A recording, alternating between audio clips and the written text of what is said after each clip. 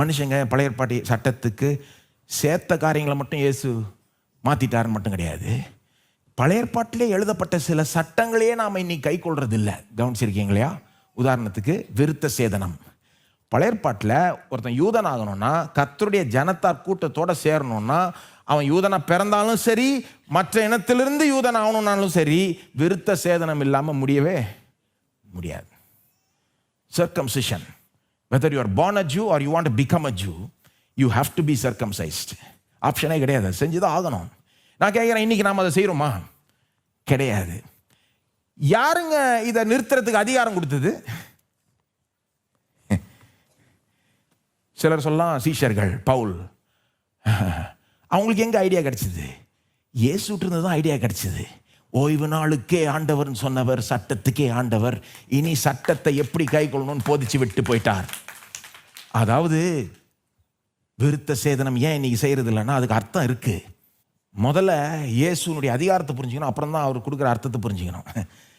இயேசுக்கு எல்லாத்தையும் மாற்றுவதற்கு அதிகாரம் உண்டு, ஆனால் மாற்றுறதுக்கு காரணமும் உண்டு. ஏன் விருத்த சேதனம் செய்யறது இல்லைன்னா, இயேசு அந்த விருத்த சேதனத்தினுடைய ஆழமான அர்த்தத்தை நிறைவேற்றுகிறார். அதாவது அதனுடைய நோக்கமே என்ன? விருத்த சேதனமுடைய நோக்கமே என்ன? உனக்கு இருதயத்தில் விருத்த சேதனம் அவசியம். தேவனுடைய ஜனத்தோட சேரணும்னா இருதயத்தில் ஒரு விருத்த சேதனம் நடக்க வேண்டும்னு சொல்றது தான் அதனுடைய நோக்கம். இயேசு அந்த நோக்கத்தை விளக்கி விட்டார், நிறைவேற்றி விட்டதுனால இப்போ அந்த விருத்த சேதனம் செஞ்சு பிரயோஜனம் கிடையாது. அது யூத மக்களை மற்ற இடத்தார்த்திருந்து பிரிக்கிற ஒரு காரியமாய் ஆகிவிட்டது. இப்போ அதை நிறுத்தி விட்டு உண்மையான ஆழமான விருத்த சேதனம் நடக்கட்டும்ன்றார் இயேசு. அது ஆவியானவர் மட்டும்தான் செய்ய முடியும். மறுபிறப்பில் நடக்கிற ஒரு காரியம். அது ஒரு உதாரணம். யாரை கேட்டுங்க அதை செய்யாம நம்ம விட்டோம்? இயேசுங்க. இன்னொரு உதாரணம், உணவு சட்டத்திட்டங்கள், உணவு சம்மந்தப்பட்ட சட்டத்திட்டங்கள். பழைய ஏற்பாட்டில் எவ்வளோ சட்டத்திட்டங்கள் இருக்குது தெரியுமா? உணவு சம்மந்தப்பட்டு நீங்கள் எல்லாத்தையும் சாப்பிட முடியாது, எல்லா விதமான கறியும் சாப்பிட முடியாது, இந்த மாதிரிலாம் சட்டத்திட்டங்கள் இருக்குது. சிலர் தான் சாப்பிடணும், சிலர் சாப்பிடக்கூடாது, இப்படி தான் ப்ரிப்பேர் பண்ணணும், இப்படி தான் சமைக்கணும், எல்லாம் எவ்வளோ ரூல்ஸ் இருக்குது. மார்க் 7ஆம் அதிகாரத்தில் இன்னும் கொஞ்சம் தூரத்துக்கு கழிச்சு பரிசேயம் பாருங்க, கொஞ்சம் பார்த்துக்கலாம் இதை. மார்க் 7ஆம் அதிகாரத்தில் இயேசு எல்லா உணவும் ஓகேன்ட்டார்.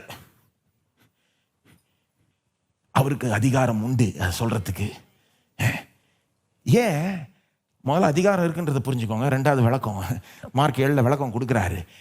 ஏன்னா உள்ள போறது ஒரு மனுஷனை தீட்டுப்படுத்துறது இல்லை, அவனுடைய இருதயத்திலிருந்து வெளியே வர்றது தான் தீட்டுப்படுத்துது அப்படின்னு விளக்கம் கொடுத்து எல்லாமே ஓகே அப்படின்றாரு. இவ்வளோ பெரிய வித்தியாசம், ஐயோ பெரிய மாற்றம். யூத மார்க்கத்தில் எல்லாமே ஓகேன்னா என்ன வருது?